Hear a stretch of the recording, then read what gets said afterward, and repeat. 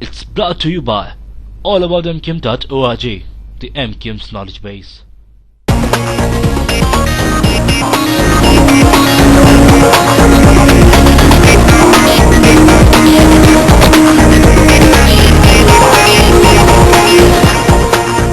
کوشش کی بات کی ناظرین، جیسا کہ میں نے آپ کو پہلے بتایا، ہمارے پروگرام میں موجود ہے خواجہ اسرائیل روشن صاحب، صوبائی اسمبلی کے ممبر ہیں اور ایڈوائزر ہیں وزیر اعلیٰ سندھ کے، متحدہ قومی موومنٹ کے رہنما ہیں. آپ سے میں بات کرنا چاہوں گا کہ اس میں تو کوئی شک نہیں ہے کسی کے کتنے بھی رائے ہوں کہ متحدہ قومی موومنٹ جو ہے وہ کراچی کی سب سے بڑی پارٹی ہے. تو ظاہر ہے لوگ بھی آپ کو اون کرتے ہیں، آپ بھی لوگوں کو اون کرتے ہیں. شعیب بخاری صاحب نے ابھی جیسے کلپس آپ نے دیکھے، انہوں نے کہا کہ جی مسکرینٹس ہیں اور وہ نہیں چاہتے. آپ کی کراچی کے لوگ بات مانتے ہیں کیوں؟ مطلب آپ سمجھتے ہیں کہ مسکرینٹس اگر ہیں تو کراچی کی آبادی ان کو آپ کے سامنے ظاہر کیوں نہیں کرتی؟ مطلب آپ کا اتنا ماشاءاللہ سب لوگ آپ کی مطلب ووٹ بینک ہے، سب سے بڑی پارٹی آپ ہیں، تو سب سے بڑے اسٹیک ہولڈر بھی آپ ہی ہوئے کراچی میں.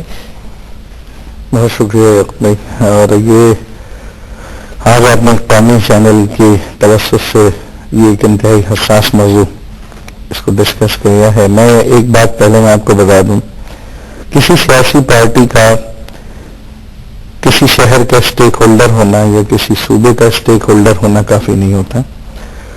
اس کے بعد اسے سسٹین کرنا اور اس کے بعد اس میں لا اینڈ آرڈر کو کنٹرول کرنا. اگر تو کوئی ایک ہی سیاسی پارٹی اور اسی ہی کی تمام لا اینڈ آرڈر اور ایڈمنسٹریشن ہے، پھر تو یہ بات کسی ایک سیاسی پارٹی کو آپ کہہ سکتے ہیں. صحیح. لیکن جب کراچی جہاں تک آپ کو معلوم ہے تو یہاں پر 21 سیاسی پارٹیوں کے ہیڈ آفیسز ہیں، بشمول 2 کلبند تنظیموں کے ہیڈ آفیسز ہیں. ٹھیک ہے. اور ایک ماشاءاللہ وہ سیاسی اور مذہبی پارٹی ہے جو کلبند تنظیموں کے ڈی گروپ ہے. میں جماعت اسلامی کی طرف ہائی لائٹ کر رہا ہوں. دوسری طرف یہاں پر کچھ فسادی طور پہ قوم پرست بھی اب داخل ہو گئے. آپ نے دیکھا ہوگا ماضی میں بھی کچھ اغوا برائے تاوان لینڈ مافیا میں ملوث لوگ آج اپنے آپ کو قوم پرست کی صورت میں بھی سامنے لے کر آ گئے. جمہوری رزلٹ تو پیپلز پارٹی اور متحدہ قومی موومنٹ کے حق میں آ گئے سندھ کے اندر. ایم پی نے بھی اس میں اپنا ایک حصہ بہرحال حاصل کیا ہے. لیکن اس کے علاوہ جو ان ڈیموکریٹک فورسز جن کا میں نے آپ کو ذکر کیا وہ یہاں پر موجود ہیں پاکستان کی کولیشن پارٹنرز کے خلاف، پاکستان کے خلاف، اور وہ بالواسطہ اور بلا واسطہ ان آقاؤں کے ایجنڈے پہ کام کر رہے ہیں جو پاکستان کو توڑنا چاہتے ہیں. یہاں 2 طرح کے مسکیرینٹس ہیں. شعیب بخاری صاحب کا آپ نے کلپس دکھا تو میں سے بتاؤں 2 طرح کے مسکیرینٹ. ایک تو وہ ہیں جو سیاسی پارٹیوں کے شیلٹر میں موجود ہیں، کرمنل ہیں، لینڈ مافیا ہیں، ڈرگ مافیا ہیں، جھنڈے لگا کر اپنی ممبرشپ شو کر کے دفاتر کھول لیتے ہیں. میرے حلقے میں زرینہ کالونی نام کا ایک پہاڑی علاقہ ہے، وہاں پر بہت بڑے بڑے کرمنلس موجود ہیں جن کا جو بزنس ہے وہ جو ڈرگز ہے، ان کا جو بزنس ہے وہ اسلحہ ہے اور غیر قانونی اسلحہ ہے اور اغوا برائے تاوان میں ملوث ہیں. دوسرے جو مسکرینٹس ہیں یہ وہ ہیں جس کا شرمیلا نے ذکر کیا، جو اغوانی ہیں یا جو نقل مکانی کر کے ان علاقوں سے بھاگ کر آئے ہیں جس میں تقریباً 63 کے قریب وہ طالبان لوگ پکڑے گئے جس کا ہوم منسٹر نے جون میں لاسٹ 51 بتایا تھا اور اب 63 اور میرے خیال تعداد بڑھ گئی، جس میں بڑے بڑے نامی گرامی کمانڈرز ہیں جو اسٹریٹجک پلانرز ہیں. شیرپاؤ کالونی وہاں سے گرفتار ہوئے، علاسط اسکوائر سے گرفتار ہوئے. تو یہ یہاں پر کوئی 3 سے 6 کا میٹری مووی شو دیکھنے نہیں آئے یا کوئی میٹری شو دیکھنے نہیں آئے. یہ یہاں پر آئے کراچی کے اندر وہ جو پہلے قسم کے مسکیرینٹس ہیں جو سیاسی پارٹیوں کے شیلٹر میں یا ڈرگ اور لینڈ مافیا کے لیے جن کو کھل رہا ہے Peoples Party, M Q M اور ایم پی کا اتحاد، یہ ان کو تباہ کرنے، کرمنل نوجوانوں کو ہائر کرنے اور یہاں پر وارداتیں کرنے. 10,000 روپے سے لے کر 1 لاکھ روپے تک لوگوں کو واردات کرنے کے پیسے اور فیسلٹی پرووائڈ کی جاتی ہے. اسلحہ دیا جاتا ہے کہ واردات کریں اور پھینک کے چلے جائیں. میں جہاں تک آپ کو ایک بات بتاؤں کہ جیسے شرمیلا نے کہا کہ ہم کوشش کر رہے ہیں، ہم واقعی کوشش کر رہے ہیں. پولیس کی تعداد سے بھی مجھے اتفاق ہے، ریسورسز نہ ہونے کا بھی علم ہے، لیکن دیکھیں ہم گزشتہ گورنمنٹ میں بھی رہے ہیں، بڑے بڑے ثانیہ نشتر پاک جیسے واقعات بھی ہوئے ہیں.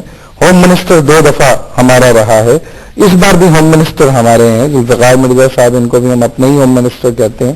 لیکن بات یہ ہے کہ گراس روٹ لیول پہ جب تک ہم ان کرمنلز کو آئیڈینٹیفائی نہیں کریں گے جو شیلٹر میں ہیں پولیٹیکل، جب تک یہ معاملہ ایسے ہی چلتا رہے گا، اس کو ہم کنٹرول نہیں کر سکیں گے. اچھا، میں اس کا جواب تو میں سمپلی یہ دوں کہ پہلے یہ بتائیں کہ سندھ میں بلدیاتی انتخابات یا پورے پاکستان میں بلدیاتی انتخابات کرنے کا جو بیڑا اٹھایا ہوا ہے کہ کروائے جائیں وہ صرف متحدہ قومی موومنٹ ہے اور اس کے بعد دیگر پارٹیز. پہلی چیز ایک فضا بن گئی تھی آج سے 3 ماہ پہلے کہ نہیں جی ابھی پرانا نظام آئے گا اور انتخابات ناگزیر ہیں اور یہ ہے اور وہ ہے.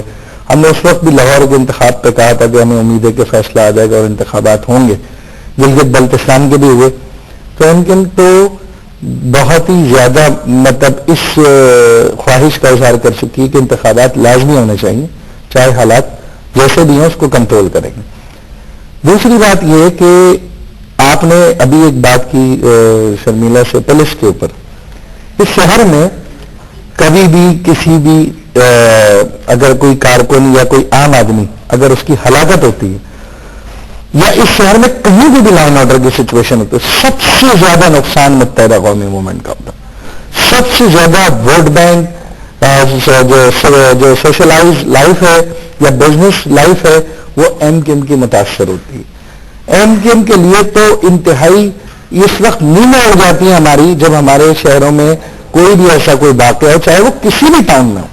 دوسری بات جب اس ہلاکتوں پہ جب اس قسم کی صورتحال پہ پولیس اگر کھڑی رہے ڈکیتی ہوتی رہے 3 گھنٹے بینک میں 15 کروڑ روپے لوٹ لیے جائیں شارع فیصل پہ مین منی چینجر لوٹ رہا ہو کوئی پہنچے نہ 15 پہ جب اطلاع کی جائے تو یہ کہہ دی کہ پہلے اپنا پورا نام پتہ بتاؤ قریبی تھانے سے گواہی لیں گے پھر بھیجیں گے. اس قسم کے جو معاملات آئے تو پولیس کا مطلب یہ ہے کہ پولیس ولنگلی اور ان ولنگلی اپنے فرائض ادا نہیں کر رہی.